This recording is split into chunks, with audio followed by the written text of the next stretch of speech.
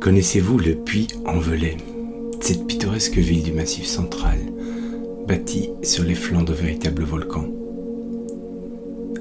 L'homme y a laissé des traces d'occupation depuis la fin de la préhistoire, en particulier à l'époque gauloise, puis romaine.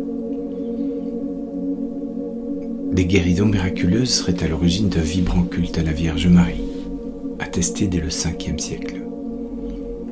D'ailleurs, le sanctuaire édifié à cet endroit, sur les fondations d'un temple celte, deviendra une des premières cathédrales de France. La dévotion à la Vierge Noire du Puy prend de plus en plus d'ampleur au Moyen Âge, attirant des milliers de pèlerins et de riches offrandes.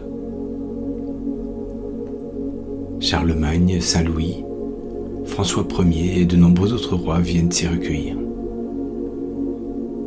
Au Xe siècle, l'évêque de la ville se rend jusqu'au tombeau présumé de Saint-Jacques à Compostelle, récemment découvert au nord de l'Espagne. Le Puy-en-Velay devient un des grands points de départ de ce grand pèlerinage via le chemin des Francs. La grande cathédrale romane, bâtie en partie au-dessus du vide, combine harmonieusement des piliers gris-noirs, des arcs blancs et des colonnettes rouge brique qui évoquent les couleurs du grand œuvre alchimique. On peut y admirer de nombreuses œuvres d'art, des peintures murales d'inspiration byzantine, des sculptures admirables, des statues étonnamment habitées. Le cloître est aussi remarquable par ses proportions, ainsi que la chapelle dite des reliques, tout en intériorité. Bien que fort éprouvé durant les guerres de religion, puis à la Révolution française, l'imposant édifice se dresse toujours sur les hauteurs de la ville aujourd'hui. La Vierge Noire médiévale, brûlée au XVIIIe siècle, a été remplacée par une statue plus récente. Mais l'ancien dolmen néolithique est toujours visible dans une chapelle.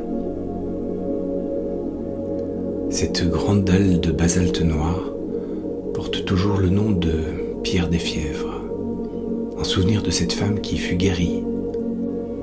Son rayonnement est lié à un puissant courant tellurique qui jaillit des profondeurs, ainsi qu'au champ vibratoire d'une voie d'eau souterraine importante.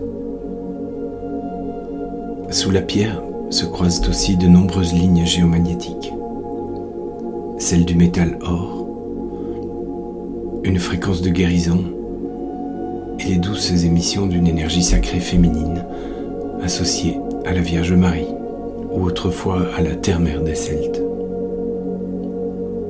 C'est à cet endroit précis que je vous propose de me suivre pour une immersion par l'auto-hypnose dans l'énergie très particulière de ce site. Une reliance tout en profondeur dans les entrailles de notre planète, dans son intimité brûlante et lumineuse.